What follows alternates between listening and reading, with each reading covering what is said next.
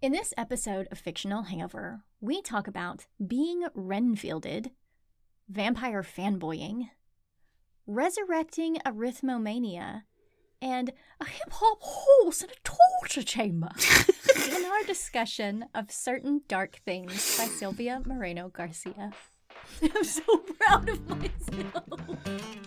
A hip-hop horse. Daddy, I want a hip-hop horse and a vampire in my torture chamber.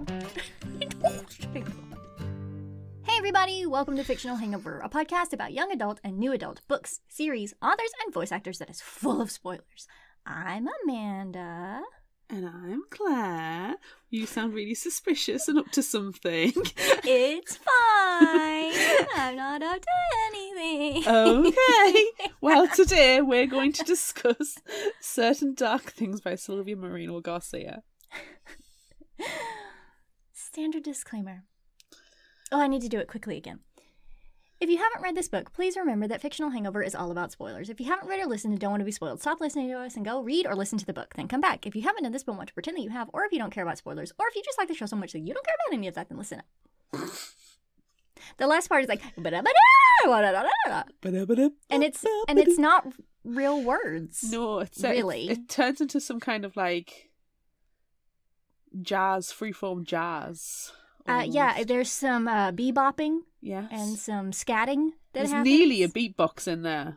Nearly. I feel like the next time, in the next episode, if I remember, I should just like make sounds in the same pattern that I speak and see if anyone notices. We can do some kind of scientific experiment. We can. Do people understand the spoiler alert better Do when it is not people verbalized listen to and just it? noises? It's like the T's and C's when like they add in weird stuff about aliens and things, and nobody ever reads them, but you agree to them. Yeah, like of it. course. Let's do it. Yeah, that's how it is. Do it. Yeah, that's how it is. That's how it is. Anywho, getting back on topic, do we have background information for this week's book? We do. Can I just say that I really liked the ebook of this because it had lots of good stuff at the end of it. Oh. Did you look at the end of the back matter of the ebook? I didn't even Or look did you at the only ebook. listen I to just it? listened to the audiobook. And I will admit I ebook- listened to it very quickly. Right, yeah. Because we always do. Better. But the end of the ebook had an encyclopedia of the different types of vampires in the book, and recipes for drinks, and like a chat with the author, and discussion questions. So there's a lot of good back matter, and this is where my background info came from. But I had to mention this because of the month that we're discussing it is Angels and Demons month. So that's just my preface Okay. for why I pulled this bit from the back matter of Now the nefarious little smile at the beginning makes sense. because I'm talking about angels, and I know that with all my heart and soul that you love angels. So freaking much. You love them so much, and that is why I included this bit of information. Anyway, there's a question. Or there's lots of words, and then It's it a ends with a setup. question. It ends with a question mark, which is what's important. So the setup is, I like that. Let's talk about sexiness for a moment. The sexiness in Certain Dark Things is alloyed with awkwardness and dread. Awkwardness. Awkwardness right here. Which the interviewer likes. But they actually want to ask about sexy wing reveal scenes in other media. They're just the best, aren't they? And then, what's your favorite sexy wing reveal scene? And then Silvia Moreno-Garcia's response was, in the 1980s, Wings of Desire had these angels in trench coats, and at one point you see their wings. It's just briefly there, and the film is beautiful and quiet, and it goes from marvelous black and white to color. The Prophecy came out in 1995, and it's an imperfect movie with some perfect moments. And some of the perfect moments involve angels, perching like birds atop chairs. There's something bird-like when Christopher Walken is moving around. It makes perfect sense. He used to be a professional dancer, so he has this great physicality. I'm pretty sure Constantine used that film as inspiration, and it also has a great winged moment with Tilda Swinton. So, yeah, people with wings! Not used enough in literature these days. Probably. I like the end. Probably. It's not used, probably. I mean, as we will find out, you can have wings and not be an angel. That's true. Not be a hottie angel with weird incestuous relationships. You can have wings and, in fact, be a vampire. Yes. And not be a dullard. Which is kind of exciting. Being chased after a weird stalker girl. Yes. Yeah. So, because it's Angels and Demons Month, it's the end of Angels and Demons Month, so I thought we needed to just wrap it up nicely. Like wings. Just being folded in the wings. Do you know, I wonder if I don't like wings is because I'm not a favourite of birds. I like some birds, but I don't like a lot of birds. Most birds. Birds are evil in the most part. Yeah. I like birds. I do like a lot of birds, but I don't like most of them. And I'm wondering if that's why I had an aversion to angels, the wings. Is that your initial thought? No, my initial thought is, thank God there's no angels in this. No, that's what you said last time. It still stands. I stand by my statement. That's what you said. It bears repeating. I will say it next week as well. You probably will. I think not really an initial thought, but more of a preface that there are lots of unique words in you're this apologizing book, for me. No. I'm just saying it out loud right now that, well, no, because I didn't really include a lot of them in the summary because it's Aztec, and that's hard. That's hard to say. So, yeah, we may or may not butcher some words in the summary, and it's fine because even though we both listened to the audiobook, which is about to just completely negate what I'm saying, that when we mispronounce things, it means we, learned it by reading. But we listened to the audiobook. So that may or may not be a lie. But it is a lie.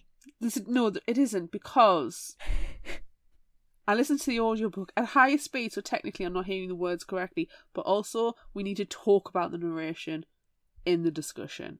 We do. So this is part one of the statement. Part two, please see after summary. Yes. Very good. Okay. Should we begin? Yeah. Okay. Sorry. Domingo is 17 and lives in the subway tunnels of Mexico City. He pushes a shopping cart of garbage he collects everywhere he goes. On the night we meet him, he meets Atul, a beautiful young woman with a genetically modified Doberman, and he is precious. Domingo follows her onto the subway just to look at her because he likes people watching. She asks him if he'd like to come home with her. That's not really Domingo's thing, but for some reason he agrees. At Atul's dingy apartment, she reveals she is a Tlahuipochtli, an Aztec vampire, and that she needs fresh blood. Domingo thought that Mexico City was free of vampires, but here's Atul. He offers his blood, and she semi-transforms into some sort of bird thing before drinking from him. The next day, she tells him he'll need to eat foods rich in iron and pays him for his services. Atul is in Mexico City looking for Veronica, her mother's old, Renfield, for lack of a better term. Everybody knows what a Renfield is. Everybody knows what a Renfield is. Though Atul hates thinking of assistants like that. Atul is the second daughter of her clan, so she has been used to drinking blood and getting whatever she wanted. But now, her mother Centaur and her sister Izel, her mother's favourite, are dead. Atul is not sure where Veronica is. Maybe the States, maybe Guatemala.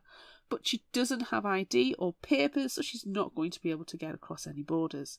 She decides to go get some food to put in her house. She doesn't eat, but if anyone comes snooping, they'll be less likely to think she's a vampire with a tin of tuna in her cupboards. In the shop, some teens are being idiot teens, and then the cops show up. Uh-oh, they can't ask her for ID.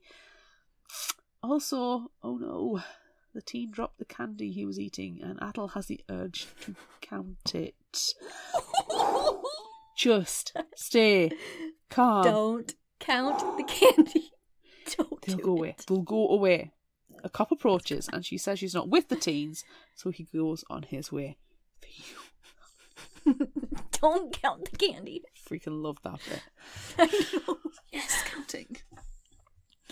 Rodrigo is out looking for Nick, the arrogant Necros vampire he must protect. They are supposed to be looking for Adel. Well, they wouldn't have to be looking for her if Nick hadn't let her get away, but he did, and now here they are. Nick is at a club looking for girls, but he should not be out. Rodrigo drags Nick back to his apartment.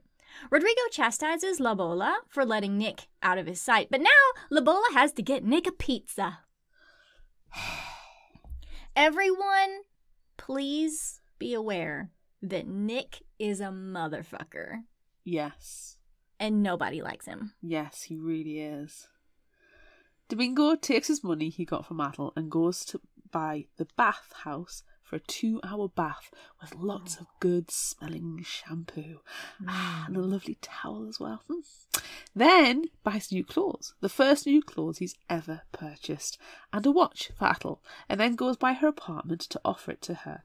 She brings him inside and realises he might make a good Renfield, her first. She accepts the watch, they go out to eat, and when they come back to her apartment, she asks him to be her friend. She drinks his blood, and then she offers him her own.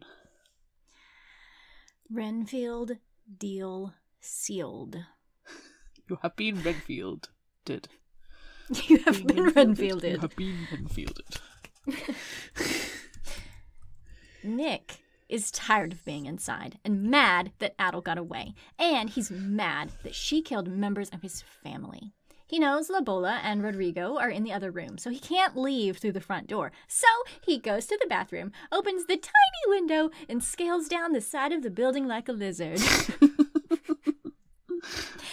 He's a Necros vampire with traditional vampire abilities and, teeth. Not Aztec like Adel with her claws and stinger. He's better than she is.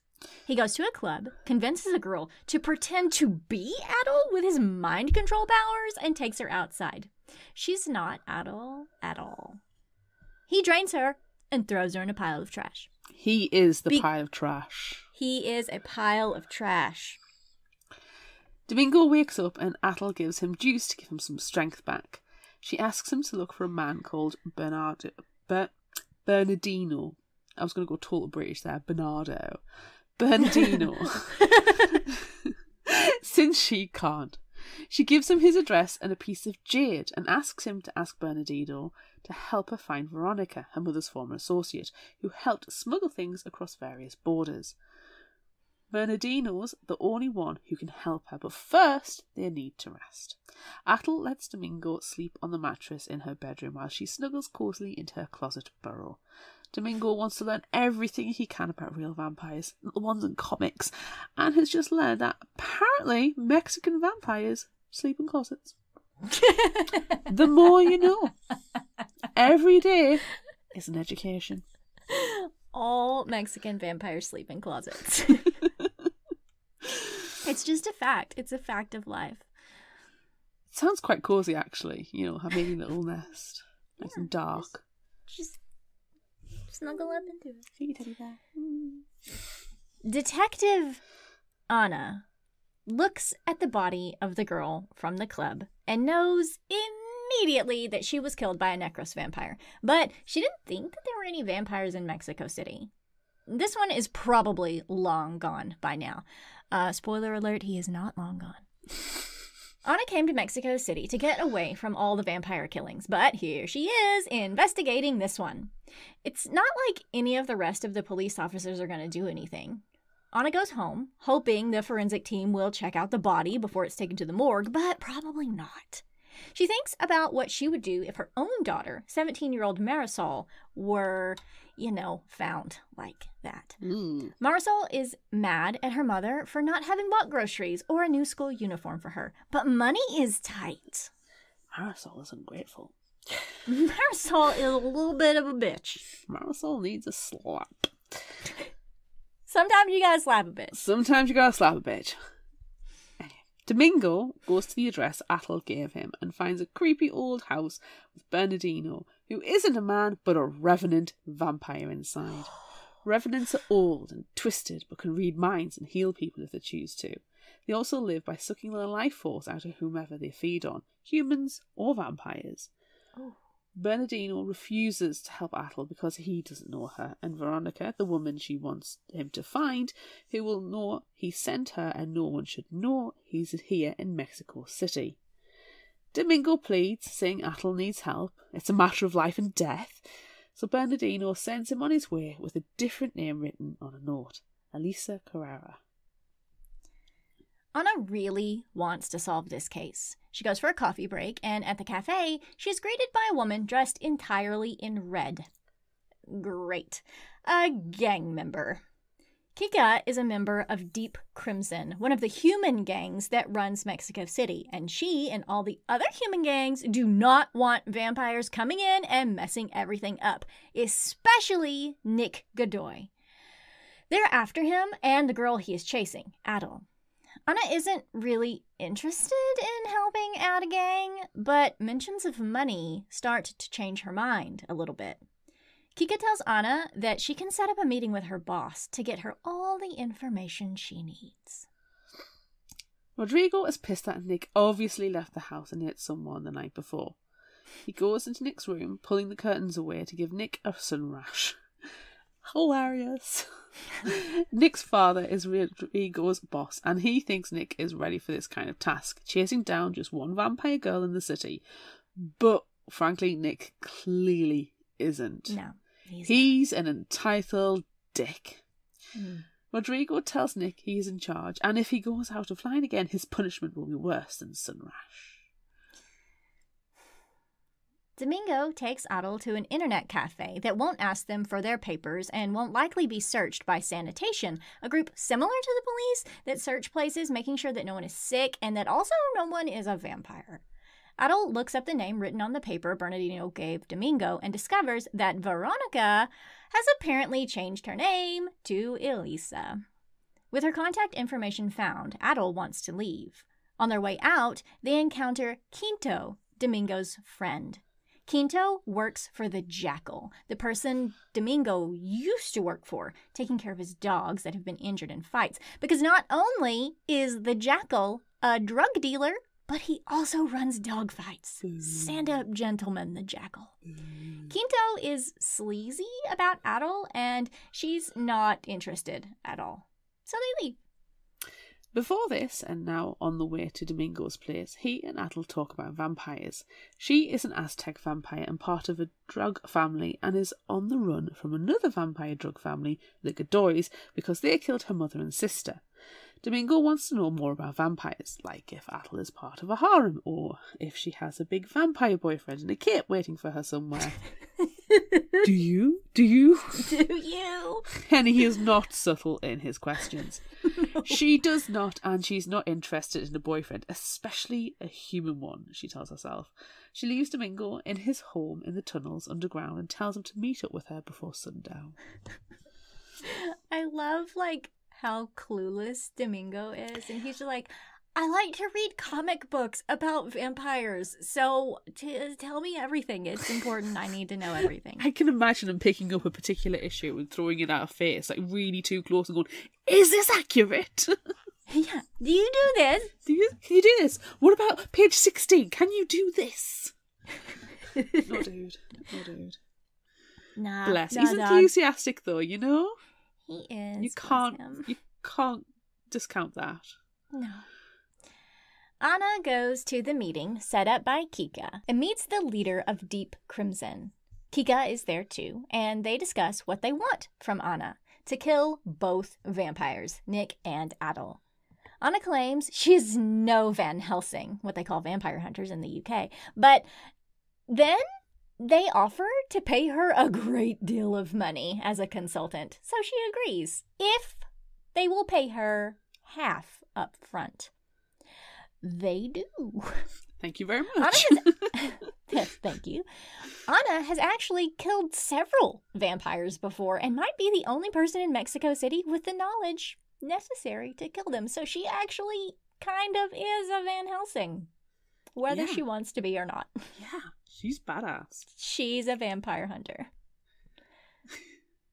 She's not a vampire herself, though. Just clear that up. Okay. Not a vampire hunter. There we go. I was waiting for that. Yep. Domingo meets back up with Atle, who isn't doing so well. She's used to feeding whenever and wherever she wants, as much as she wants. But now, she's got to control herself. She could just eat Domingo, but she doesn't want to.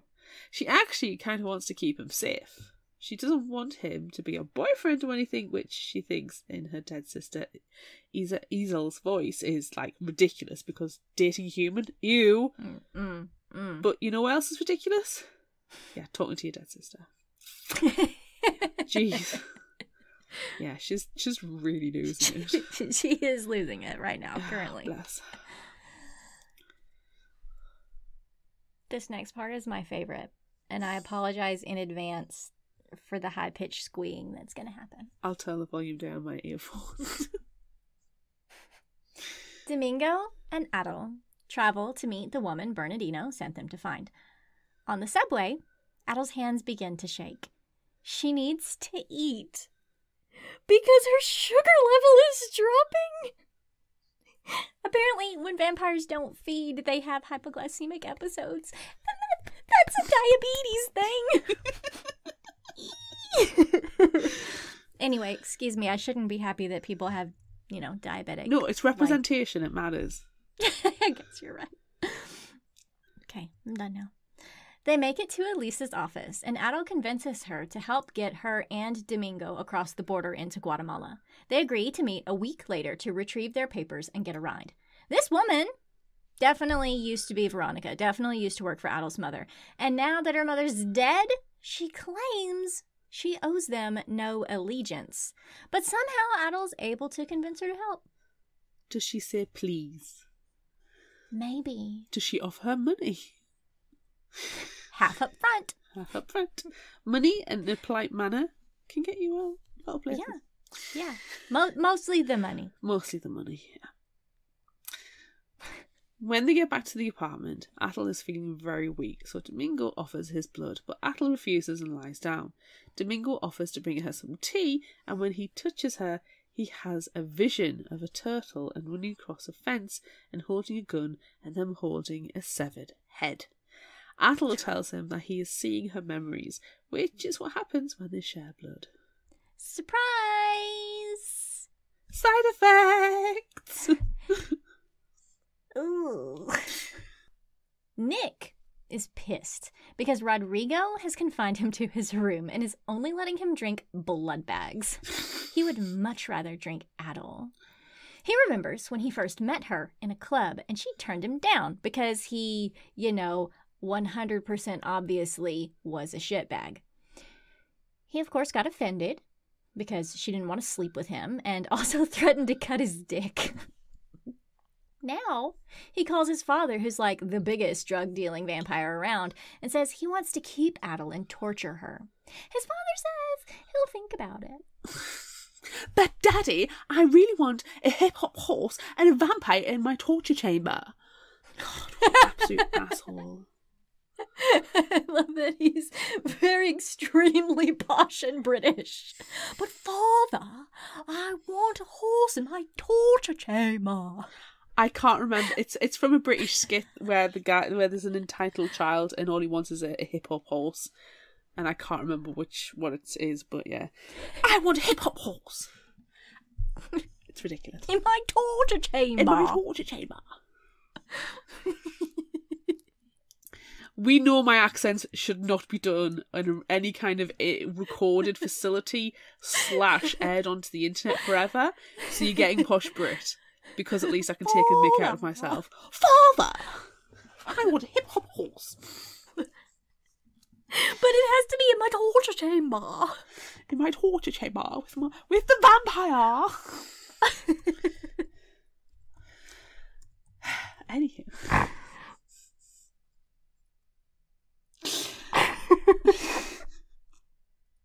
When Domingo wakes up the next day, Atle is still asleep, so he goes out for a bite to eat. When he gets back, there are sanitation workers doing a sweep of the building, which definitely isn't good for Atle. He nonchalantly rushes up to the apartment and wakes Atle. She hears the crew coming, so she climbs up on the roof. Domingo greets the workers, pretending that he lives there with his dog, who is obviously Atle's dog, called Koali. But he doesn't have papers or ID because, he's only a wee baby of 17. The sanitation workers make sure he's not infected with any diseases, which is nice. And also quite dystopian future. And tell him he's got to get registered. Him and his dog. He says he will. Right. Atle comes back inside, kind of in bird form, completely with feathers, and devours a box of sugar cubes. Domingo offers his blood, which she accepts after some convincing. They talk about how she feeds with a proboscis. It's a lovely word. And Domingo wants to ask a million more questions because of course you would want to. But, there's something they need to do first. Atle and Domingo leave the apartment to acquire a gun. I'm sorry, we cannot talk about my feeding proboscis right now because we have to go and get a gun. And a hip-hop horse.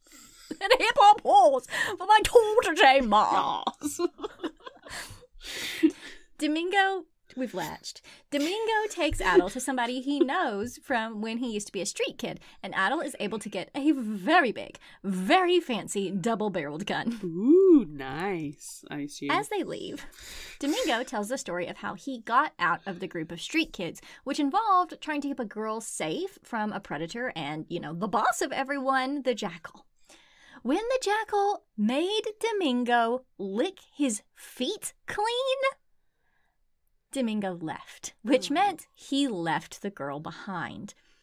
Atle wants to comfort Domingo, like to hold his hand maybe, but she changes her mind at the last second. Would you rather lick some dude's feet? Nope. Or anything else? Nope. Anna is sifting through paperwork, trying to find Atle or Nick, where she finds a report from the sanitation checks about a boy and his dog. She thinks of the boy with Atle and decides to scope out the area to see if anybody nearby has seen her. Jackpot! At the store near the apartment, the cashier said he had seen the girl in the photo Anna shows him and that she left quickly the other day. While trying very hard not to count candies on the floor. With her tin of tuna and her energy can. Anna meets up with Kika to let her know she found Atle, but not Nick though. Kika says to get ready because they're going after Atle soon, and since she never killed a vampire before and Anna has, she has to be there.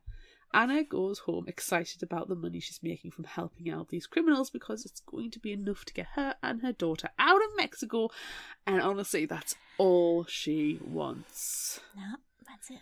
That's a sound goal. Yeah.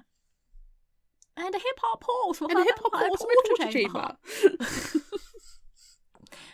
Rodrigo is thinking about his youth. Before, he was a Renfield working for Nick's father and, trying to keep asshole motherfucker Nick in line. It doesn't happen.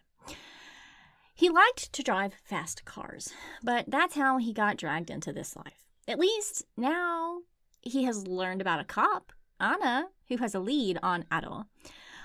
Finally, he'll be able to kill her and move on to something else. Then Nick's father calls. He tells Rodrigo that he will not kill Atle because Nick wants to play with her. Oh, great. In his torture chamber.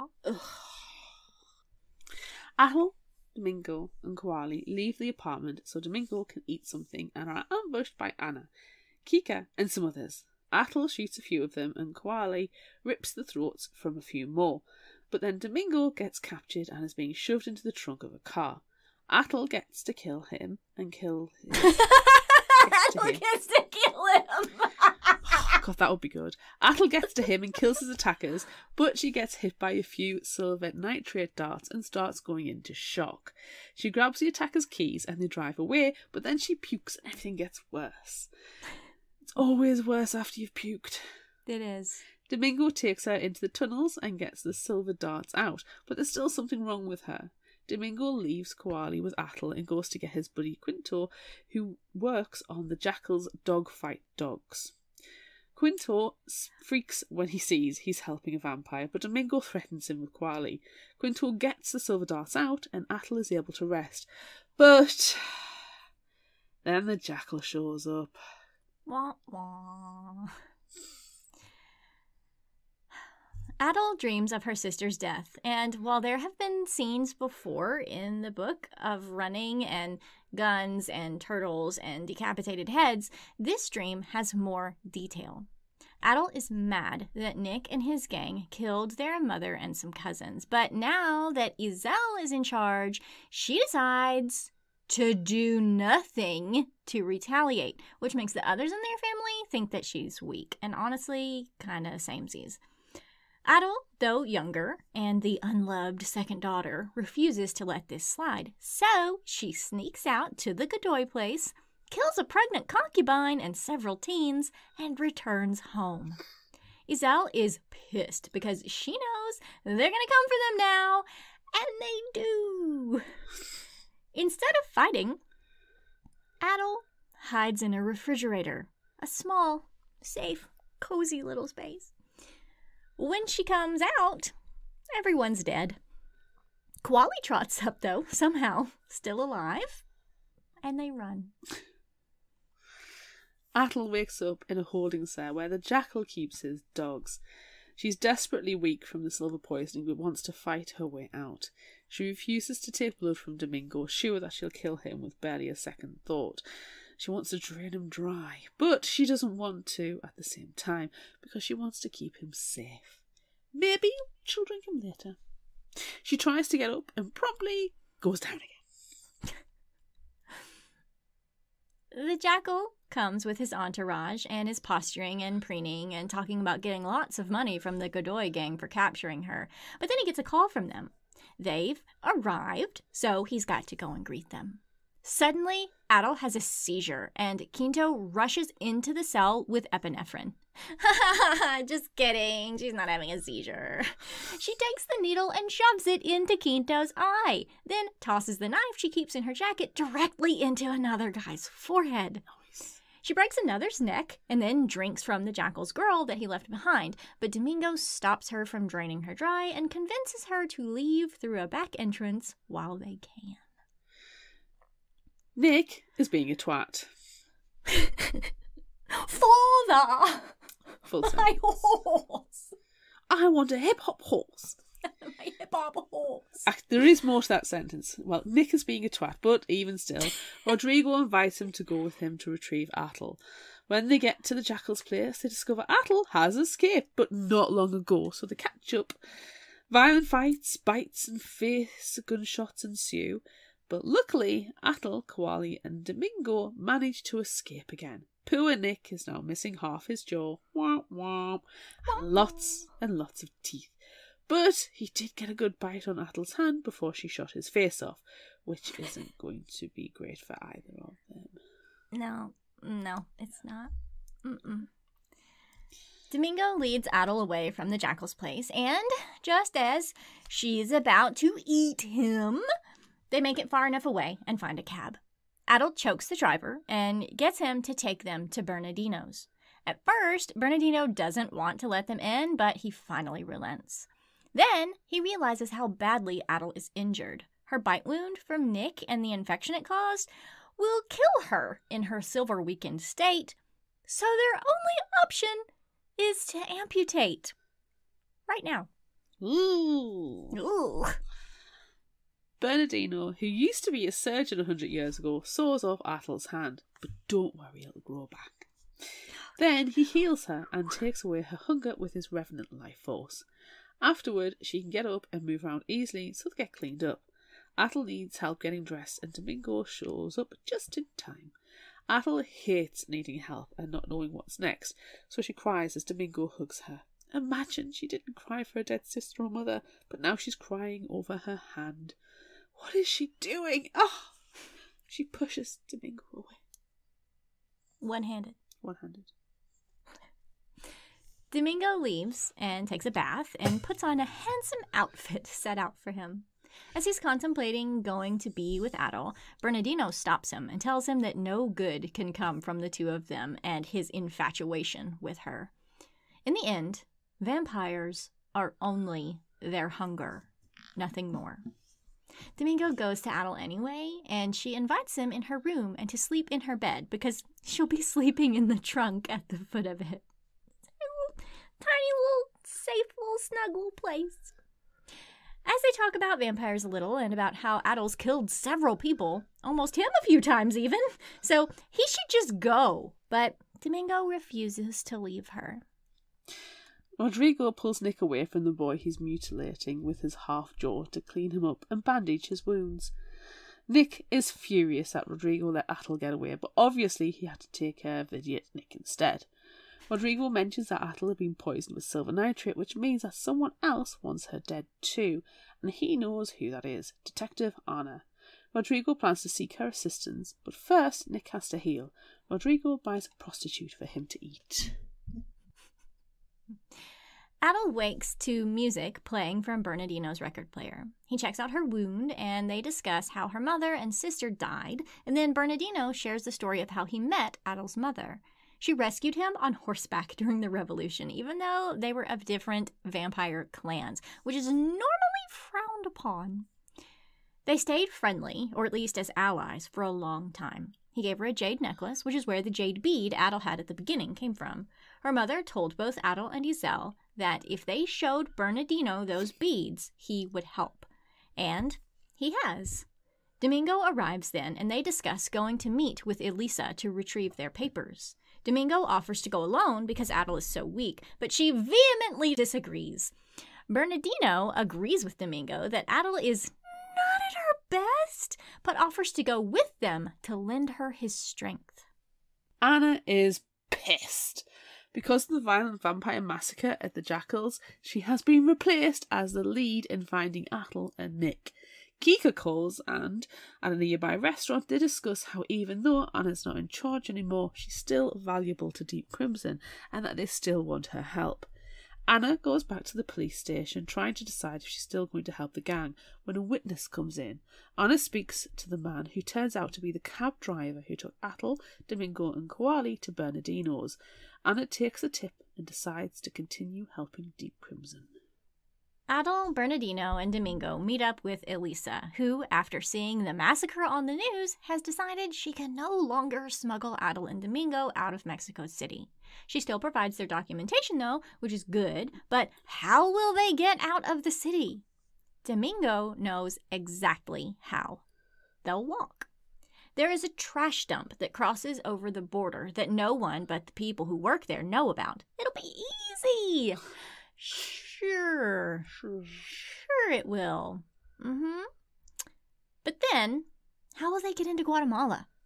Bernardino knows a guy, Manuel, so they go speak to him next. He needs a little time to prepare and a little cajoling, but eventually they have made an escape plan. Bernardino heals Atle again before they leave his place, because everyone was right. She's really, really weak. But she's okay again for now. When they get back to Bernardino's place, Atle and Domingo argue a bit about Domingo calling her weak, but really, he just wants her to be safe and even apologises for sounding like a dick. Atle doesn't deal well with needing help, but now she needs his help again to get undressed. They end up sleeping together, which is what they both probably wanted all along, more or less. Anna goes to a contact she has in search of information about the location where the taxi driver took Atle, Domingo, and Koali. She heard once that a vampire lived in that neighborhood, but didn't know for sure. After meeting with this sleazy guy who owns a tea shop that is probably actually a cover for a brothel, she knows that a vampire really does live there. On her way back home, she gets a call from the Godoy gang, who threaten to kill her daughter if she doesn't meet with them. So she does. Rodrigo and Nick question Anna about how she knew about the vampires, and she plays dumb. But then Nick bites her and feeds her his blood, putting her under his control. Anna explains she's been working with Deep Crimson and tells them where Adel is now, and says that she was going to call and tell Deep Crimson. They allow her to do that in the hopes that their gang will get to her first and make their capture easier. They're not very smart. Just go straight there. Domingo and Atle, naked in bed, talk about vampires and whether or not, as an Aztec vampire, she can fly. Kind of, yes. She has wings, but she flies more like a turkey than anything else, but she can glide, and her wings are beautiful. Domingo wants to see them, but Adle's wings are private. And then they talk about seeing each other completely naked, so she decides she will show him. She unfurls her huge and glorious shiny black wings and unfolds Domingo in them. It's the sexy wing reveal. And talk of turkeys is involved. Hip hop holes. I will torture the turkey next to my hip hop holes. Later, Bernardino checks on Adel's hand. It's growing back slowly, and he thinks she won't have any damage or scarring. He asks her about her developing relationship with Domingo and what her mother would say if she knew Adel was in a relationship with a human. Well, she's dead. She's not going to say anything. Bernardino thinks it's a bad idea, but Adel craves a companion and a connection, so Bernardino can go to hell for all she's concerned. Domingo knows Bernardino said something to her, and Adel knows she shouldn't lose her head over a boy, but here she is, despite Bernardino's repetitions that vampires are nothing but their hunger. In the middle of the night, Quali barks just once. Intruders! Anna and Kika and some cronies have broken in. Atle climbs on the ceiling in the darkness like a lizard and drops down, taking out a couple of cronies. But then she's flashed with UV light.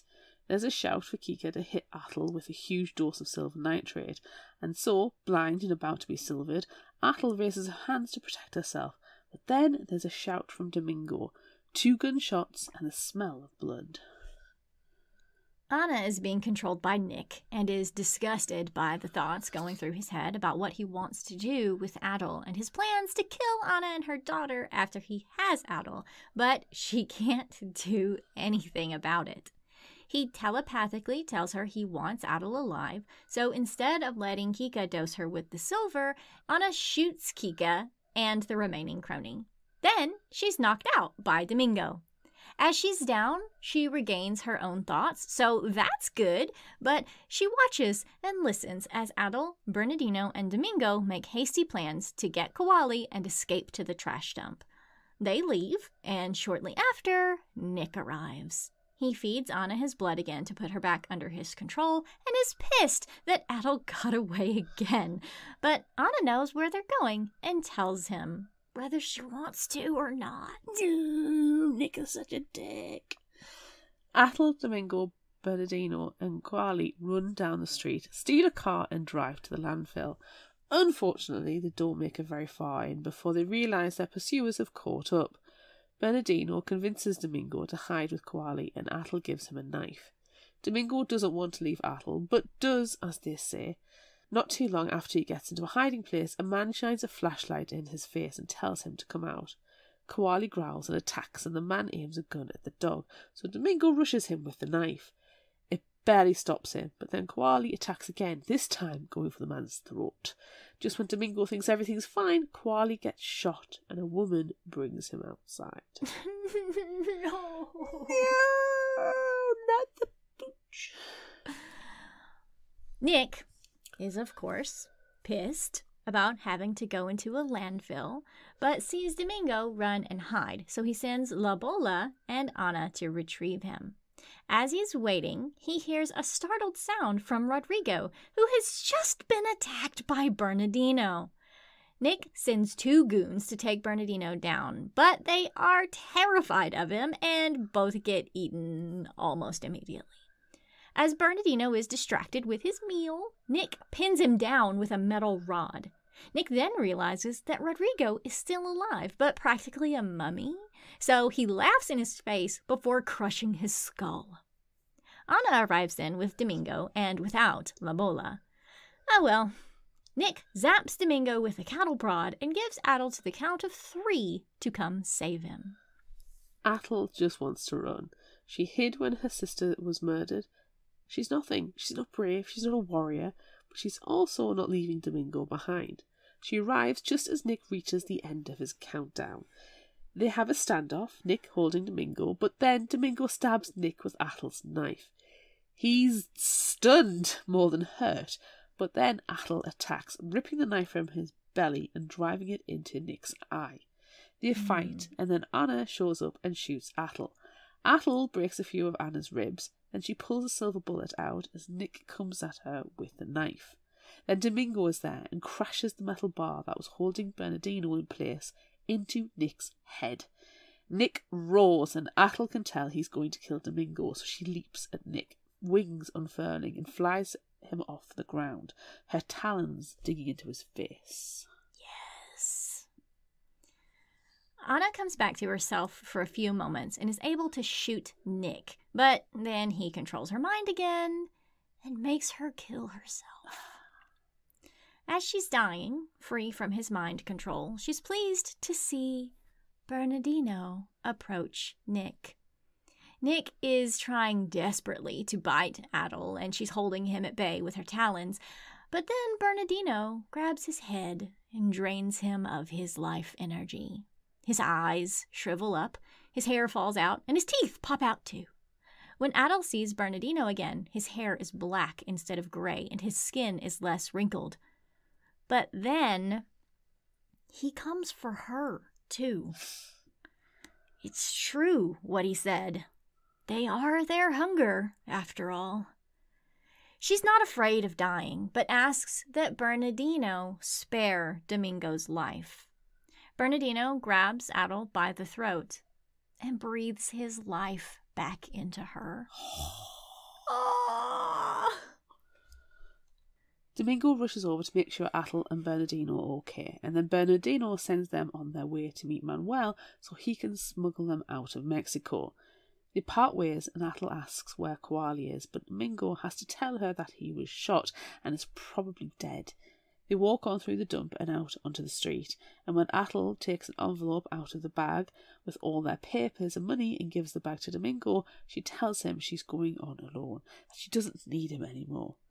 He's crushed and fights for her, but she kisses him one last time and says she will get him killed, and then she leaves him behind. Oof. Domingo lets Adel go. He turns and walks back through the dump and hears a small whimper. It's Koali! And he's alive! Domingo finds the dog and a shopping cart, puts him inside, and together they leave the landfill. Some days later, Domingo, resting with Koali at his side, has a dream of Adel cutting her way through the jungle with a machete. He says her name, and she looks up and smiles as if she heard him speak, but continues on her way. Everyone process that for a few minutes. Not for a few minutes, for like 30 seconds while we play this promo for another podcast. Ooh. Processing. Was it a scary promo? Processing. Yes. Yes, it will be. I don't know what it's going to be for, but it's going to be really hella scary. I don't even know if we have a scary one. Well, why not? We need a scary one. I don't know. Let's find a scary podcast who wants us to share their information with everyone. Yes.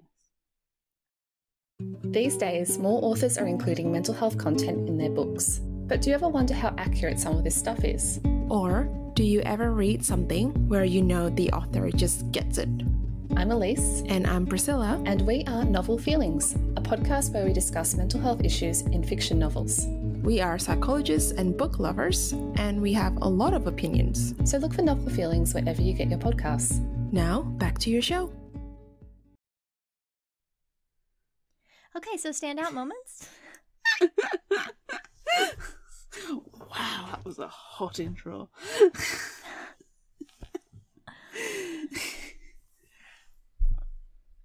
I like the law. Yeah. That was beautiful. Yeah, very interesting. Probably my favourite thing about the entire book. Yeah. Like, I like the discussion about European vampires and the Mexican vampires and the physiological differences between them. Honestly, Yeah. you could do it like an encyclopedia book about it and I would read the heck out of it. And there's like 10 different types of vampires, and they're all different. And that's what's in the back of the ebook. Like there's a Chinese one, which they do mention in the text, but it's like 1/2 of one sentence. And they like can barely move at all. And it looks like they're floating. And then there's another one that like glows in the dark. Like, what are all these super awesome types of vampires, and why aren't we always reading about them? Yeah, why does it always have to be the stupidly hot studs? I mean, I'll keep the stupidly hot studs, but add in... But can they glow in the dark? All of the other ones as well. Yeah. Yeah. I kind of want, like, a vampire book now, which is sort of like The Bachelor or The Bachelorette, where each of the vampires are different types of vampire. And then the Bachelor or the Bachelorette has to pick which vampire she wants, and she goes for like the weirdest one. Yeah. Not the studly hot one. She goes No, for the one that like glows, the one that glows in the dark, or the one that glows in doesn't the dark. move. Yeah. Like, Yeah. we just had such a connection. They listen to everything that I can say. Yeah. They just eye contact. I think that the Chinese one that doesn't move very much, like they have the ability to put their consciousness into like a human for a little while. And so if the Bachelor or the Bachelorette chooses that person, do they also get to choose like a human that their consciousness can go into? Well, I mean, they may have It's their 2 for own, 1. you know, Renfield that they use to do that. You know, the person who they feel most comfortable sharing their Inhabiting? Inhabiting, possessing. Yeah. Possessing. A puppet is a possession that possesses the possessor.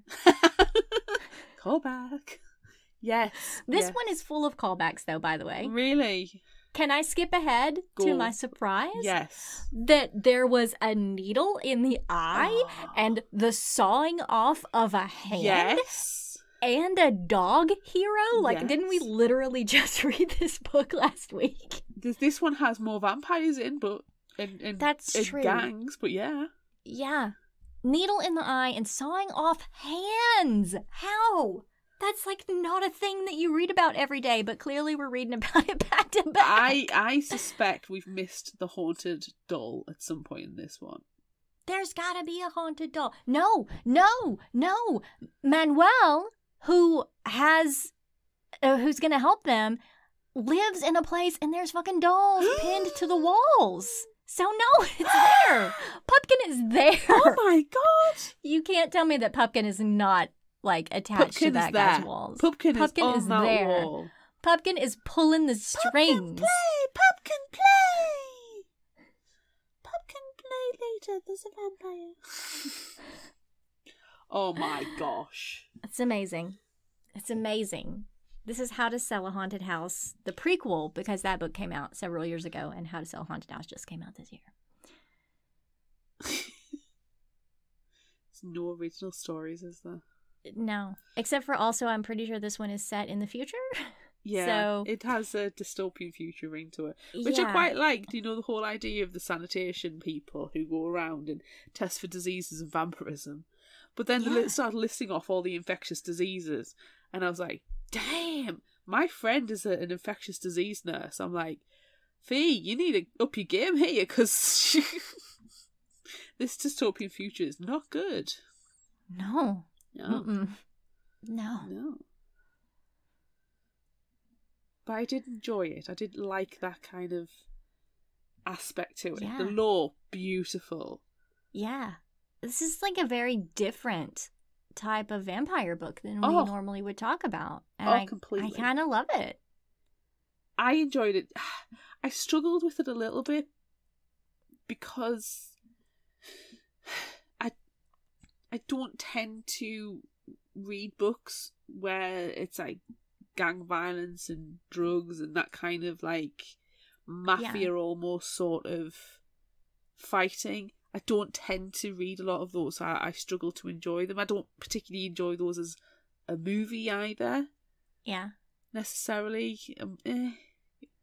I mean, John Wick is the only one I can think of that has any kind of semblance, which I do adore. And if I'm honest, this had John Wick vibes for me because Nick was the Alfie Allen character from the first one, a whiny little entitled bitch who's the son of the gang leader and thinks they deserve absolutely everything and has to have somebody looking after them. It's like, shit, man, you know you're a grown-ass adult, you don't need a babysitter. But quite clearly you do because you're a psychopathic, asshole misogynist. Yeah. Nick was the worst. Nick was the freaking worst. I hated Nick. Yeah, he was a fucker. I hated Nick. I am devastated for Anna. I really liked Anna as a character, and I was really rooting for her. I'm thinking, okay, but maybe when she meets Atle, she might not be, you know, the vampire hunter that just automatically kill. They might have a conversation because she seems like she could be a reasonable person and not, you know, shoot first and ask questions later. But then she died because Nick is an asshole and controlled her mind and made her do it. And I'm so frustrated. And I'm gutted for her, absolutely gutted, because I really like that character. And it's one of these again where it's like, oh, I really like this character. Oh, they're dead. Sorry. Yeah. Damn. I really liked all of the fights between Adel and Nick, and I thought it almost was a little bit comical that like every time Adel gets away and Nick's like, oh, she got away again. Like, man, clearly you suck. But like she just keeps escaping, and I kind of liked that. She's wily. But I really loved when they were at the Jackal's place and she fakes having a seizure. Because, like, she was vomiting up blood and stuff. It was a serious thing. And then she was like, nah, stab, knife, neck snap. Like, she committed to the bit. Wow. She was 100% committed to the bit. And honestly, that scene could have only got better if when she was like, no, I'm lying. She was like, psych! If she had said psych, that would have been it. Oh. Honestly, that would have just had me done. Yeah. Amazing. Yeah. I really liked Atle as a character as well. What I didn't like was Atle and Domingo's relationship. I like Atle. I like Domingo. I like them as individuals. Yeah. I like them as a friendship, but I did not want them to go into a romantic / physical relationship. I didn't want that. It happened. Yeah. It didn't need to, in my opinion. No, it happened, but at least it was only like the chapters in this book are really short. Like whenever it switches to a different character, most of the time it's a different chapter. So their romancy relationship really only lasted for a couple of chapters. Like, I'm glad that it wasn't drawn out and the whole entire thing is about them being in love with each other and like fucking on every other page. I'm glad that didn't happen. Yeah, and that she did, like, a lot of the time wanted to keep him alive because she just like cared about him. And he obviously is a goofy ass teenager who's obsessed with vampires, and so he wants to know everything, and of course he's going to be infatuated with her because she's beautiful and also a vampire. I feel like that would be us. Like if we meet a vampire, we'd just be like, hi, and then like pull our clothes off. Hi. Hi, Oh, vampire, hey. Oh. Yeah. No, I get it, and I really loved Domingo's fanboying. Yes. I adored it, because it was like, yeah, that is so relatable. And the fact he's got all the comics and stuff, and I'm like, I could pull half a dozen vampire books off my shelf right now, and I'll be like, yeah, okay, I'm a bit of a nerd when it comes to this type of thing. But if and he's got so many questions, but if all your education has come from reading comic books and not actually meeting the people, you're gonna ask a lot of questions, and you're gonna ask a lot of cheeky questions. Yeah. I love when he was like, so do you have a vampire boyfriend and he's really big and he wears a cape? And she's like, why would he wear a cape? What are you talking about? He's like, capes are cool. Capes may be cool, but they're not very practical. No. But I love it. Like, they had, this book was kind of funny. The Domingo, especially, he was I'm not going to say he was the comic relief, because that feels like I'm giving him a disservice as a character. You think to have the goofy person in just to, and they could take him out and the story would be better. It can't. Domingo needs to be in there. Domingo is a humanity that all of the vampire characters need to have. Even if Rodrigo is technically human, he's been a Renfield for too long, and he's been around vampires in this world too long. Domingo is sweet and innocent, bless him. Yeah. And he does fall quickly, he does fall hard. But I think it's not love, and they don't use the L word, to my recollection. Right. He has an infatuation, and he sees a beautiful lady who is a badass, and he appreciates her for being a badass lady as well, and doesn't want her to change. And he apologises when he is being the stereotypical male character. He's like, oh, sorry, I didn't mean to do it. He holds his hands up and apologises. Whereas Nick is the absolute, stereotype, antithesis of all this negative, toxic masculinity. Domingo is the antidote. Yes. Oh, you know what? I just had to double check. Domingo does at the very end say like, but I love you. But then Adele's like, nah, dog, I gotta go cut my way through the jungle. Can I forgive him it? Yeah, I think so. I'm gonna forgive him it. It's at the end. It's at the very end, and she's leaving him, and it's he parting. And it might not be, but they've been around each other at that point for a fair amount. So yeah. But I did like the fact that Attel explained it, or at least that's how her mother and sister explained it to her, is you don't play with your food. Yes. I really like that. Yeah, me too. Do you know, as much as we were, well, I guess he's still different. I was going to say, as much as we were talking earlier about how like we liked the different types of vampires, I really liked Bernardino and his powers, but now he doesn't drink blood. He drinks life force, so never mind. But I really, really liked him. Me too. Especially at the end when he just like oozes out of the side and is just draining people in the background, and Anna's like, see you back there, and he just like walks across and eats Nick while she's dying. She's like, yep. If you've got to see something as your last vision, you want to see the guy who basically killed you getting the comeuppance. Yeah. Which is super satisfying as a reader. Yeah. Like, I don't feel like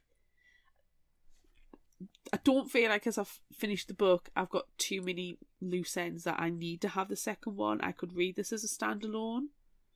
Like, it is a standalone, isn't it? It is at the moment, but it could quite easily, I think, continue. The story could continue. Oh, I see. Okay, I misunderstood. Sorry, I'm not explaining it well. Like, I've read it, and you could stop now, and you would be very satisfied with the story. However, if there were more to explain, you know, how Atle fares in Guatemala, how she probably would come back to Mexico City to get Domingo, and how she would take out Nick's father's family in the Godoys. Yeah. Then I wouldn't be surprised if that was to come out. But you don't need it. No. I first agree with everything you said. However, I think that maybe more than coming back for Domingo, she would come back for Koali. Oh, God, yeah. She would definitely come back for her dog. Yes. She would John Wick some people for her dog. Yes. Which is, again, another reason I was getting these total John Wick's vibe, was because of the dog. Yeah. And I thought, if anything happens to Koali, I'm going to riot.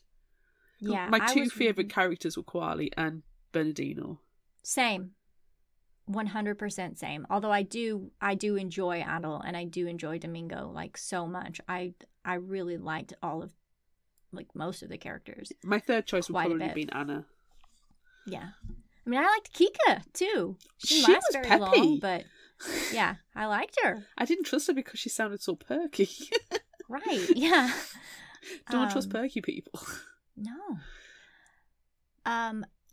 Something else that I really loved, and that it was given a name, and I don't know that I've ever heard this name before. I've never heard this term.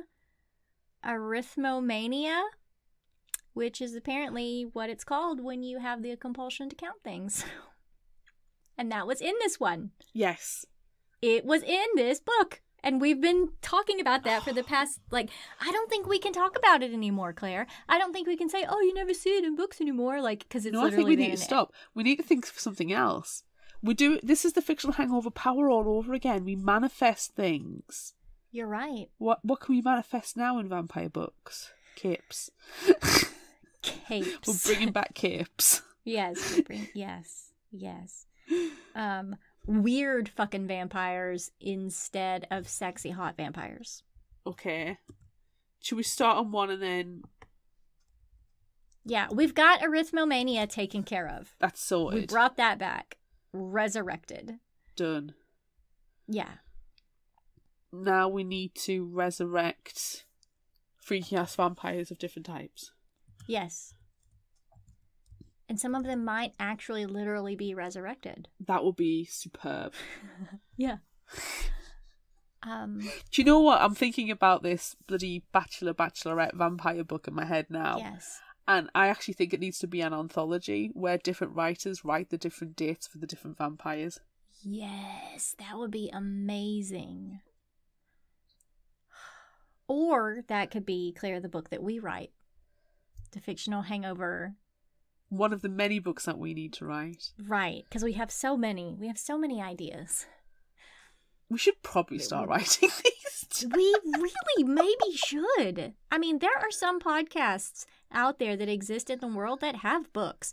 I feel like at this point, we're 5 years in. We need to... Right, okay, right. I'm on the Google Drive. New Google Doc. Book ideas for us to write. Yes. Okay, We need to do it. That's a bit long. It's now book ideas we author. Yes. And also, we've got some super fans that are editors and authors. It could be a whole Fictional Hangover collaboration. Oh my god, we could do a vampire book club anthology. We could. And we should. There's one more thing that I like that I want to say, but I think we've probably talked about pretty much everything. I really appreciated the fact that, the end, it wasn't a happy ending. Yes. Which we've talked about that before in several episodes, how we like that. It doesn't have to be wrapped up in a nice, neat little bow. And they don't have to be happily in love at the end. Yes. I appreciated that. I did as well. So much. Yeah.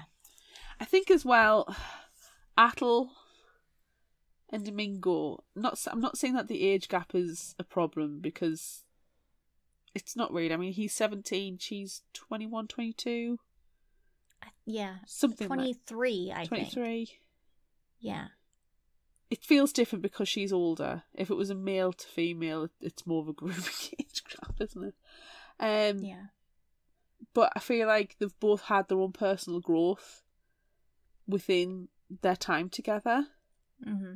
That it's right that they separate. Yeah.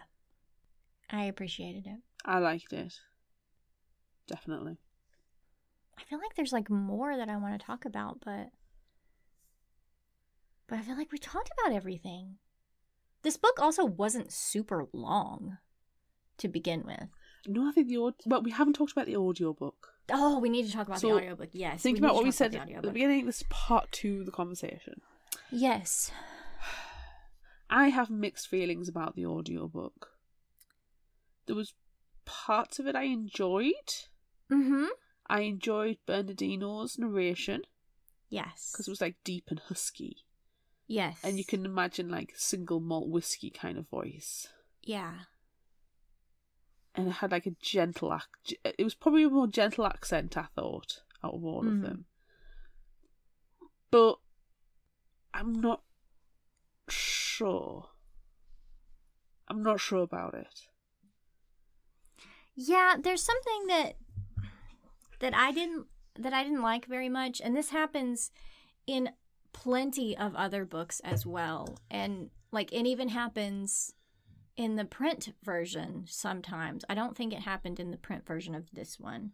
But there were a lot of words which we, thankfully for both of our sanities, left out of the summary of this book. There was so much really cool Aztec language and like people's names and place names and important like beliefs in Adel's religion and all of this stuff with all of these amazing words. But then like at the same time, whenever some of those words were said in the narration, it was like said with a different inflection, so you know it's a special word. And I believe, you know, in the book, we're meant to believe that they are speaking Spanish to each other, because why would they be speaking English? They're in fucking Mexico City.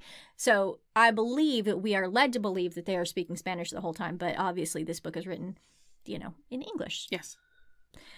Because there's one scene where they're talking about like where they're going to go after they go to Guatemala. And Adel's like, let's go to Brazil. And Domingo's like, but they don't speak Spanish in Brazil. And she's like, that's what you're worried about? You're traveling with a vampire across borders and you're worried about not speaking the language. So that's fine. But there were just sometimes the inflection changed. And I didn't like it. I agree. I think you've hit the nail on the head there. That's probably what kind of startled me out of the story, perhaps. Yeah. It's like when an accent or a voice of a character just is wrong. Yeah. And it's jarring. And I think you're right. And like the narrator, which I feel badly because I don't recall her name. I literally just looked it up and I've totally forgotten it. She already has a like beautiful, fantastic voice and a slight accent that fits with the story. I just feel like we didn't need to spice up some of those words. I think it would have been fine without it because it was beautiful. The narration was great and all the characters sounded great and like everything was fantastic, but then there were just those words. And you're like, oh. The narrator, which I've just put into our notes, Ada Relusco. Yep. Yeah. Yep. And like I said, she did a fantastic job and her voice was beautiful and it was melodic and I don't know, it was great. But then there were just those words that like, why do you have to pronounce it so like it was underlined? You know, stressing some of the words. And yeah, I didn't like that. Yeah. Took me out of it. I think given what you said about what was the back of the book, I'd probably encourage people to pick the book to get that lore and those discussions and that extra information that's not covered in the audio. Yeah, it was not in the audiobook. The audio was not bad. Not bad at all. No, but it was jarring. But it was sometimes. just jarring. There was just bits and pieces that just didn't quite feel smooth. Yeah. So I'm glad that you were able to pick up on the specifics, actually. I'm just double checking the print book to see if any of this neat stuff. Oh, yeah. Oh, no, this is a little bit different. There's a glossary in the back of the print, but it does have the different types of vampires, but it also has vampires in the modern era and vampire religion, and then it has very interesting words in the back, and it describes what a Renfield is. So that's neat. The print copy also has neat stuff in the back. How fun is that? Love it. Love it. Because it's different to what is in the back of this book. There's an interview with her. There's this small vampire encyclopedia. The Encyclopedia Vampirica. Ooh. And there's the interview. And then there's this section called I Never Drink Wine. And there's a recipe for a drink called the Revenant. Oh. And one called Tanampa Punch. So it's just a fun drink that they would probably enjoy. And then there's discussion questions, too, which I think is very neat. I like it. Yeah. Yeah, and they're good questions, too. That's fun. How fun. Discussion questions which we never include in our discussions. No, we don't. Well, it's serious stuff, and we rarely talk about serious things. We were talking about a hip-hop horse, for goodness sake. I was about to say the exact same fucking thing. For half of the book, we're talking about hip-hop horse. Father, I need a hip-hop horse. Torture chamber. My torture chamber. I think it's time to play Would You Rather now. Right? I can only think it's probably for best. Would you rather? Pew, pew, pew, pew, pew, pew, pew, pew, pew. We asked on social media, would you rather be a vampire with shark-like teeth or bird-like talons? On Facebook, 61% are having bird-like talons. On Instagram, 60% said bird-like talons. On Twitter, 67% said talons. And TikTok, teeth with 68%. Ah, okay. We have comments. We do have comments. Colin. Constance. Oh, ha. We started at the same time. Do you want to go first? Sure, this one's shorter. Constance on Facebook said, "Give me them claws. I'll be able to give others and myself the best back scratches." Oh, I like a good back scratch. Yeah, same. Yeah, okay. Colin on Facebook said, I'd only like the bird-like talons. If I could also fly, I'd be swooping in and picking up children and small animals all bloody day, dropping them from a great height to crack open their tough shells, exposing their tasty, tasty meat underneath. Now, shark teeth come with their own set of positives and negatives. Negative, shark teeth will get in the way as much as the bird talons will. Positive, I've got motherfucking shark teeth, motherfucker. I'll just nom my way through whatever gets put in my way. Car, nom. Stick, nom. Tough shell children and small animals such as cats, nom fucking nom. That doesn't answer the question, does it? I suppose you want me to choose now. I decide to live my hideous mutant freak life as some kind of weirdo no matter what I choose. Well, I won't. I'm not dancing to your tune, organ grinders. Find yourself another monkey. To which he replied, teeth, definitely teeth. That was brilliant. It did also come with an apology to whoever has to read it. Coral on Facebook says, I would have to go with talons because if I'm a vampire, I already have sharp teeth. She has a very good point. Vincent on Facebook said, shark-like teeth. All of the biting, all of the time. All vampires all the time. Yes. Bitey, All no. biting all the time. Author friend PC Cast on Facebook said, definitely talons. I'd paint them awesome colors. And Nina on Facebook said, shark teeth, talons would be an inconvenience. What if I need to pick up paper clips or wipe myself? But with a never-ending supply of renewing teeth, I'd be set. Constant chomping, nighttime gnashing, fist fights. It doesn't matter. I'll be growing a new layer soon. That's a good point. Spooky Aurelian on Instagram says, I think bird-like talons. But this is a really good question. I'll be thinking about it for a while. I like that. I like to get inside people's heads. Nice. Sharon Joy Reid on Instagram said, definitely the talons. Imagine the dentist fees for those teeth. Oh. Well, you just drop out, it's fine. Glam Jen on Instagram says, I'm going with bird talons. Imagine the nail art you could get. Plus, I just think the shark teeth would be a bad deal for kissing and going to the dentist. I agree about the kissing, because, like, when you kiss, if your teeth hit together, like, that's uncomfortable, and you got a whole mouthful of chompers. And they're all, like, not even in the different sizes, and They're I all looked at over a the lot of place. shark mouths this past week, and they are ugly. Yeah, they are all over the place. Well, Psycho Noodle on Instagram's going for the teeth. I enjoy having the dexterity of fingers and thumbs.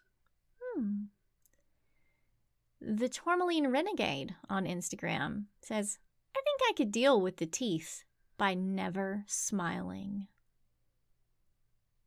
Same. I like that. Everybody at the library wanted shark teeth too, because they love sharks. They like shark characters. They just like sharks. Apparently everyone at the library likes sharks. Apparently it was Shark Week at the library. But not Shark Week. It was Shark Week. Yeah. Okay, well, what about you?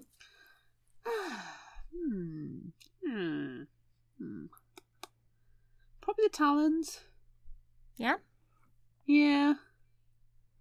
Because, and so I know somebody said that they like dexterity of having the thumbs, but we're saying they have the talons, so it's the nail aspect.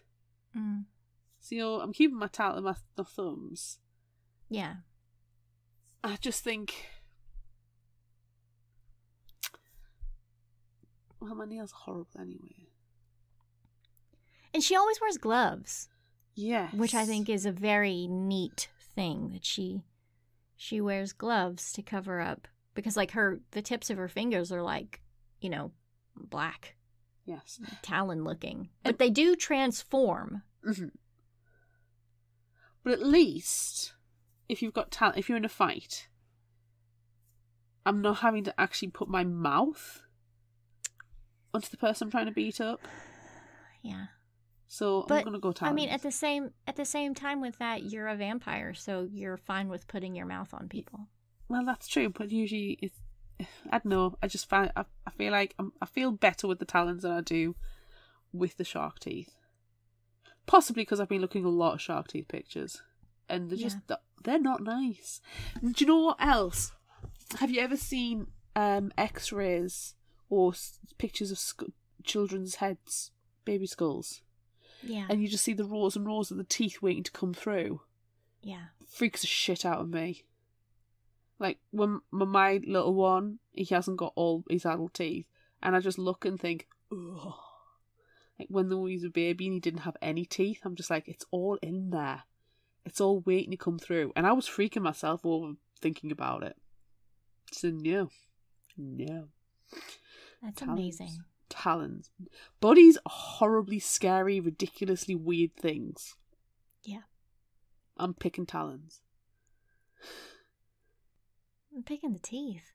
Of course you're picking the teeth. Why is this a question? This is not Why is this a question for me? We don't need to ask this question for you. Never ask me a question about having scary ass teeth, because that is not ass teeth. of course. That's a totally different genre of book. That's a different thing.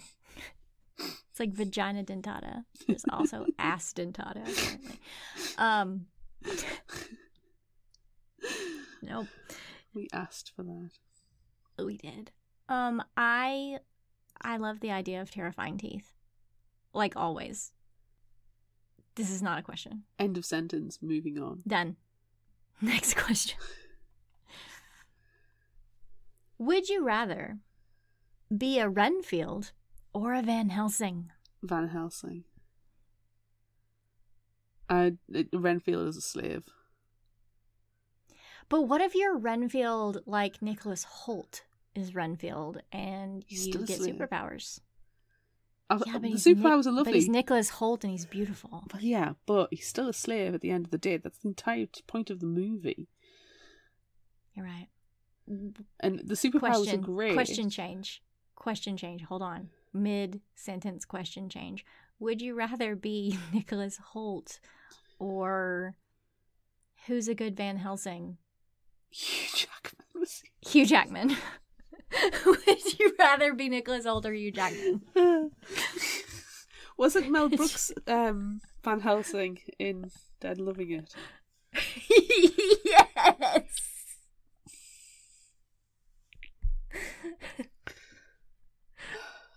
No, I just want to say, she will become one herself. God, now I want to watch Vampire Dead the Loving actor who played Renfield in that. I just remember he was also in Ally McBeal, and that's... Yeah, Peter McNichol. Yes. I love that movie so much. God, I need to watch that movie again. Me too. I've got a feeling it's not on any of the streaming services. I'm going to have to try and get a physical copy. Luckily, I own that on DVD. I'm going to watch it. Oh, dear me. Okay. This is where we just So pause everybody. Don't mind us, we're just checking what we've got. We do. Yes. So, do you want to be Nicholas Holt or Hugh Jackman or Peter McNichol or Mel Brooks? You're just complicating matters. I am going to be a Van Helsing. I am not going to be the slave to the vampire. I'm either going to be the vampire or I'm going to kill the vampire. Or I'm going to be Count Van Helsing and I'm going to be a vampire hunter. That's what's happening. It's in the bag.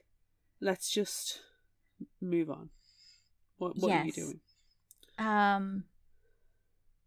If I get to be Nicholas Holt and have powers, then I'll be a Renfield. But otherwise, yeah, vampire hunter. Because I'm just thinking Guillermo in What We Do in the Shadows is a Renfield. But he's also a vampire hunter. He is. On accident. It's not on accident, it's genetics. And he just accidentally kills to vampires. be a vampire, but Nando's never going to turn him. No. He's never going to be a vampire. And I love Guillermo. Me too. But I also love it when he absolutely kicks vampire ass and these Van Helsing genetics just kick in.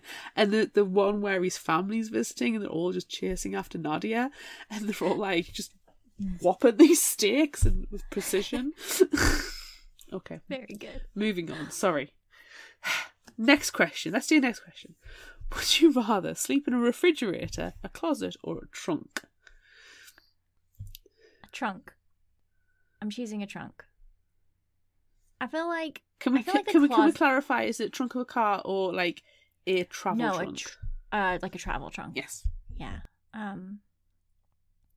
I feel like that would be the flattest. Yes, and the easiest to get out of.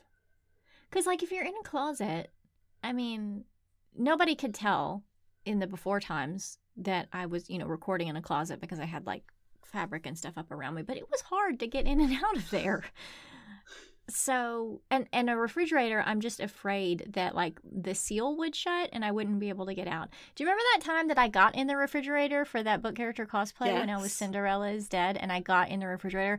That was terrifying. And I had to have my husband standing outside of it, although he was also acting in the video for me, like, you have got to open this door. It is scary as fuck in here. And it was cold. The things we It was do for this very cold. podcast. No, I haven't done anything like that in a long, long time, and it really makes me sad. This is why people should join our Patreon. To get to see, like, encourage us to do things like that. Yes. Getting into fridges.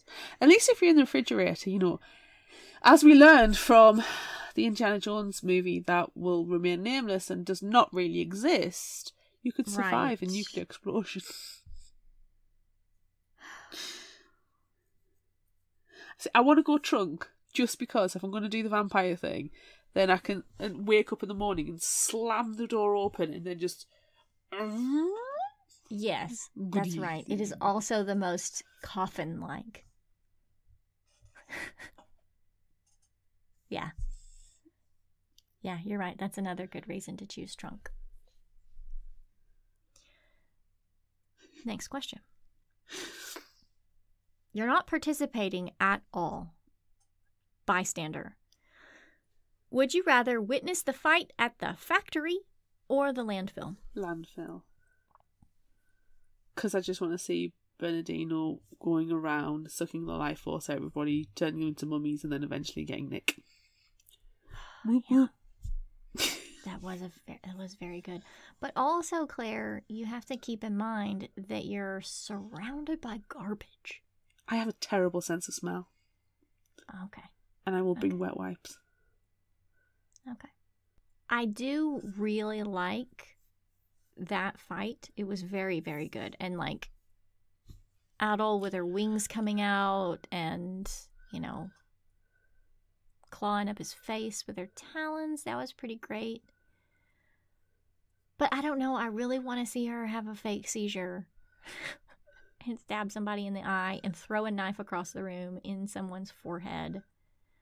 I just thought that was really cool. Well, you watch that one, I'll watch the other one, and then we can compare notes. Or, right, we've got our phones with us, we can record and we can show each other. It's true. It's true. I just had a thought. Oh no. Yeah, well, and I don't know if this is going to be good. Oh no.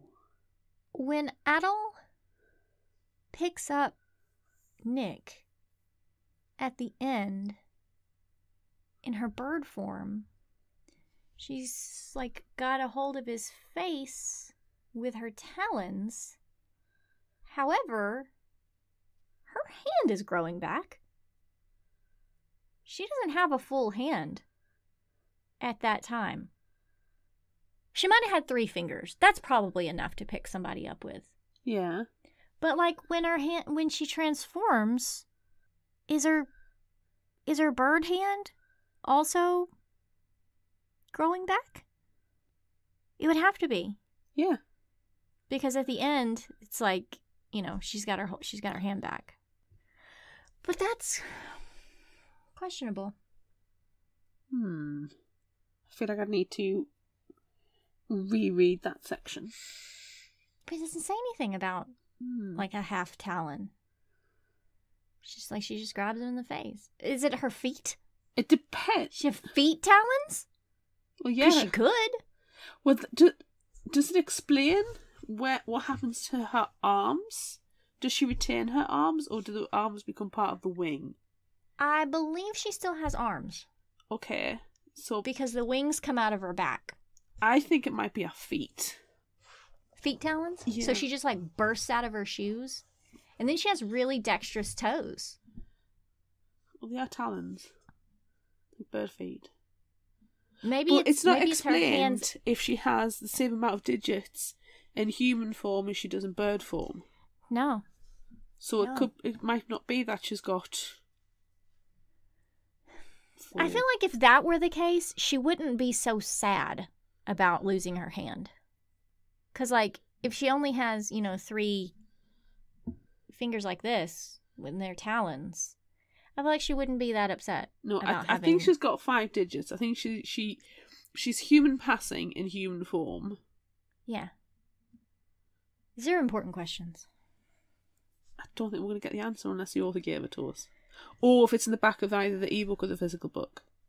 It might be. There's your homework. Yeah. Homework. We can talk about it in Vampire Book Club. Yes. And this video is going to be going up, soon. So everyone will have access to it. So if you want to join in on this discussion, come to Vampire Book Club on Tuesday. Check our Facebook for details. You are there. That we will ask please. you guys at Vampire Book Club. Would you rather be the minder for the son of a vampire gang leader who is an annoying prick of a vampire, or who also kills indiscriminately and leaves a trail of bodies behind you to deal with? Or be a female cop on a crooked force known as being a vampire hunter who no one respects and you're surrounded by misogyny? I'm a badass female cop. Fine.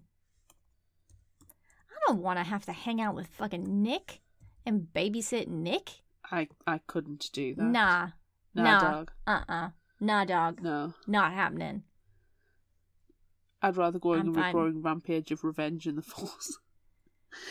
Yeah, I'd much rather be a badass female cop. I'd be a badass female cop who's been on the force too long and has to leave and set up her own private detective agency.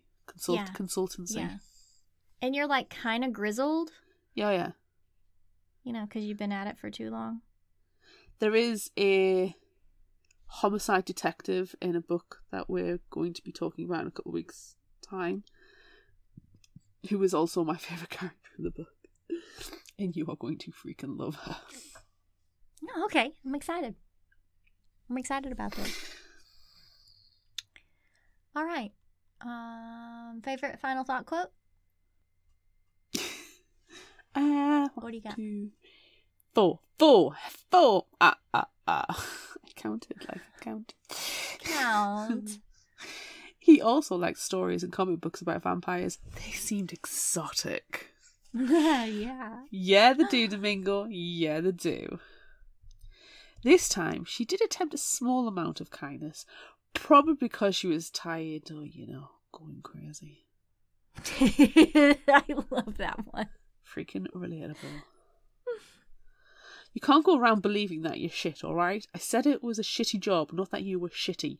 I have said something very similar very recently to someone. And it infuriates me. It's a shitty job. You aren't shitty. The circumstances are shitty, not you. Not you. Another thing that I think I say quite often is kill and fuck, all the same for them, and the same for us all, eventually. I had a feeling you were going to pick that one because I feel like you said it before. Like, all vampires care about is killing and fucking. Killing and fucking. It's very good. What do you got? Let's see.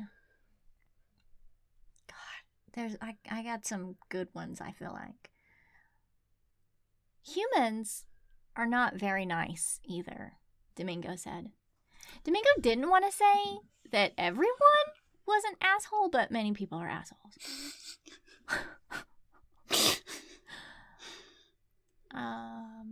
I'm not interested in discussing vampires in cheap novels. When they were having that conversation, I was like, but we are. Well, talk to us. We'll do it. Yes, Sims.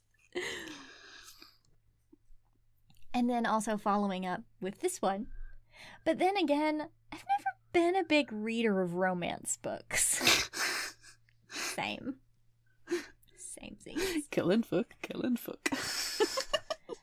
And finally, aren't you averse to people and noise and, well, everything? Yes. Yes, I am. Ugh, people. Same, Bernardino. Same.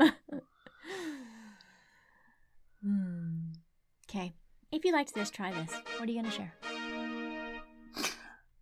I found this on a Latinx, a couple of different actual Latinx YA book lists. Mm-hmm. And it's The Haunting of Alejandra by V. Castro. Alejandra no longer knows who she is. To her husband, she is a wife, and to her children, a mother. To her own adoptive mother, she is a daughter, but they cannot see who Alejandra has become. A woman struggling with a darkness that threatens to consume her.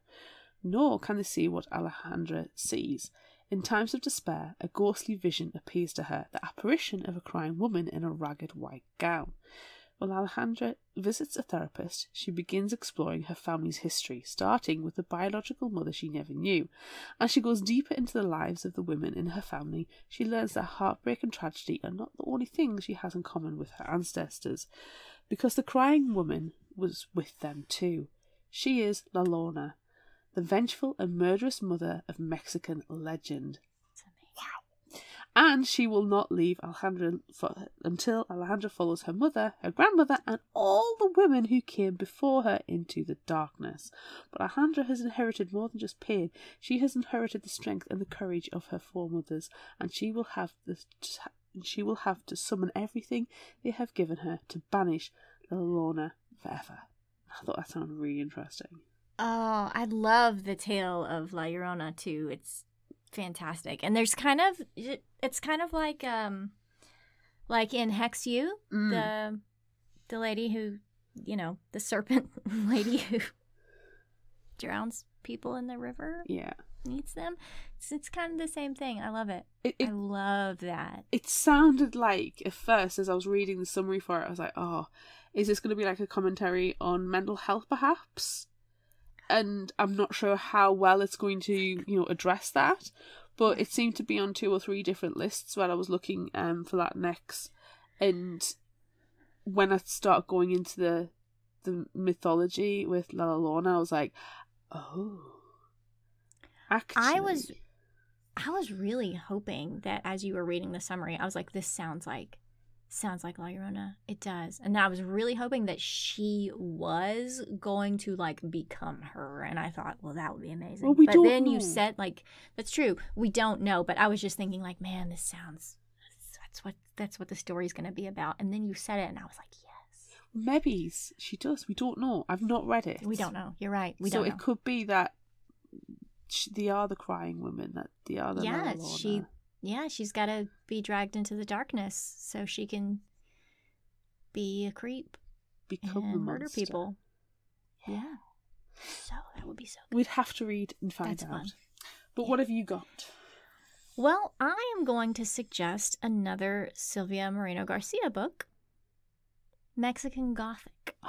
I tried to get to read that last year, but the holds were insane, and by the time the holds at the library came through, I was deep into summarising and I never got the chance to read it. Yeah. I did get to read it, and it was very interesting. Oh, okay. So, here's the summary. After receiving a frantic letter from her newlywed cousin begging for someone to save her from a mysterious doom, Noemi Taboada heads to High Place, a distant house in the Mexican countryside.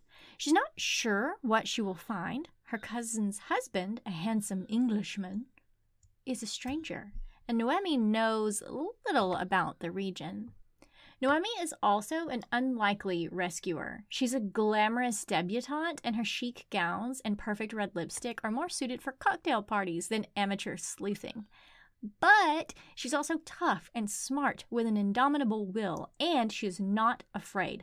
Not of her cousin's new husband, who is both menacing and alluring. Not of his father, the ancient patriarch, who seems to be fascinated by Noemi.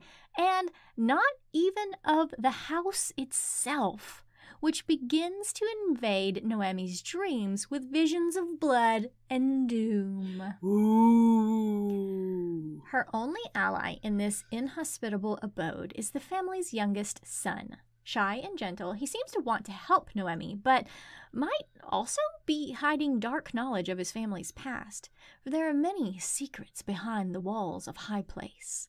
The family's once colossal wealth and fated mining empire kept them from prying eyes, but as Noemi digs deeper, she unearths stories of violence and madness. And Noemi, mesmerized by the terrifying yet seductive world of High Place, may soon find it impossible to ever leave this enigmatic house behind. Ooh. Yeah, it was very interesting. Did not go the way I thought it was going to go, but was pretty delicious at the same time. Oh, I need to read it. Yeah. Do we have anything in the new indie spotlight? Well, we do. It's not indie this time, which we don't always do indie. No, That's why it's called new and indie. Or sometimes just spotlight. Sometimes just a spotlight, yeah. So this one is also by Silvia Moreno-Garcia. Sorry, everyone. Hey, take that apology back. I insist. This one is called Silver Nitrate, and it comes out in just a few weeks on July 18th. Montserrat has always been overlooked. She's a talented sound editor, but she's left out of the boys' club running the film industry in 90s Mexico City. Hello, a fantastic 90s book. It'll be great. And she's all but invisible to her best friend, Tristan, a charming, if faded, soap opera star, though she's been in love with him since childhood. Then Tristan discovers his new neighbor is the cult horror director Abel Ureta, and the legendary auteur claims he can change their lives, even if his tale of a Nazi occultist imbuing magic into highly volatile silver nitrate stock sounds like sheer fantasy. The magic film was never finished, which is why Ureta swears his career vanished overnight. He's cursed. Now the director wants Montserrat and Tristan to help him shoot the missing scene and lift the curse, but Montserrat soon notices a dark presence following her, and Tristan begins seeing the ghost of his ex-girlfriend. As they work together to unravel the mystery of the film and the obscure occultist who once roamed their city, Montserrat and Tristan may find that sorcerers and magic are not only the stuff of movies. Ooh. There are so many good things in that summary. Where to start? Sounds fantastic. It does. It comes out in a couple weeks. Nice. They'll probably be getting that one immediately. The hole is already in. Yeah. I probably have already purchased it for the library, actually. It's fine. So, that's it for this episode of Fictional Hangover. Well, before we talk about what we're reading next, Amanda, I need to remind you that our next Vampire Book Club episode is going to be a live. It is going to be a live episode, and it's also going to be weird, so I feel like we need to just say in advance, like, sorry for how weird it's going to be, because, like, I'm going to be on vacation. Yeah. And just the way the recording schedule is lining up, like, we were going to do, 250 episode live, but, like, vacation time and stuff, it didn't quite line up. No, and I suspect I've got a few work commitments as well in July, so... Like, we're probably both gonna be, like, out of our comfort zone. Because, I don't know, it's gonna be weird. We can't record a proper episode. So Right. The easiest thing to do is live. Is alive, yes, because it won't be as long. It's just plain easier for us to do it that way. So we are going to do it live, and it's going to be on Friday, the 21st of July. So it's in time for Vampire Book Club, and it'll be in time Yes. for the audio to be ready for the podcast. We haven't got a time set yet, because, like I say, there's certain things that we need to work out logistics-wise. But it's probably going to be in the evening. Like, you know, I'm going to be on vacation. I'm probably going to need to take a nap. So, like, I don't know. I don't know what time it's going to be. Probably. Possibly the Vampire Book Club typical time, maybe.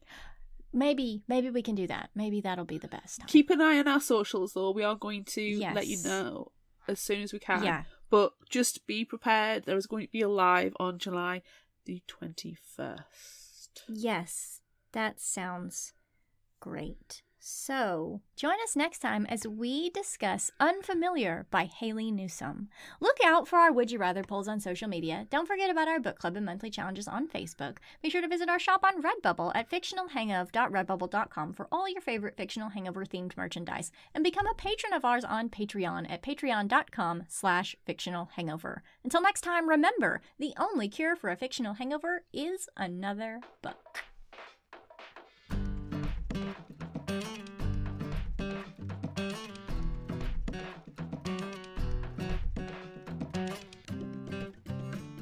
You can find us at fictionalhangover.com, follow us on Instagram at fictionalhangover, find us on Facebook at facebook.com/fictionalhangover, and on Twitter at fictionalhangover, no ER. If you like this episode, check out our others, and be sure to rate, review, and subscribe so you don't miss out. And finally, special thanks to Liz Emerson for her music. You can find her on Facebook and Patreon. Thanks for listening.